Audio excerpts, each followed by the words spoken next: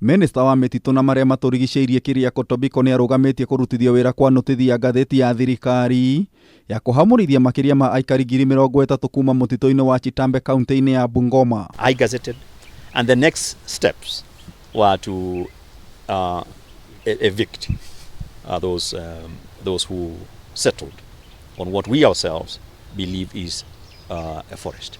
Itua rĩrĩ rĩkinyanĩirio hĩndĩ ya mũcemanio gatagatĩ ka athuri a rũrĩrĩ rwa Tachoni rũrĩa rũikaraga mũtitũ-inĩ ũyũ.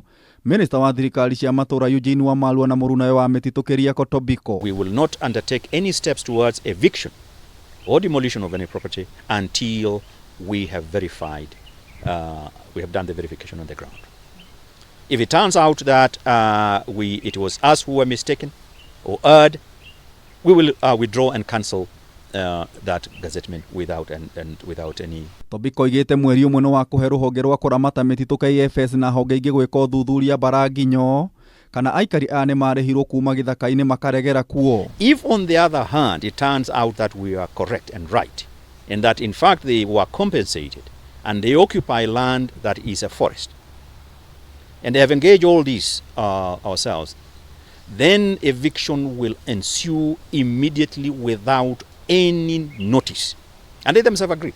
Minister wa Marua na Ndudu ya athuri nĩ macoketie ngatho nĩ itua rĩrĩ rĩa thirikari makiuga nĩ megwĩtĩkĩrania na maumĩrĩra ma ũthuthuria ũrĩa wambĩkĩtwo. And the Council of Elders was sent here by the community in Webuye to come and petition the national government to halt this process pending consultations to see how the matter can be resolved amicably.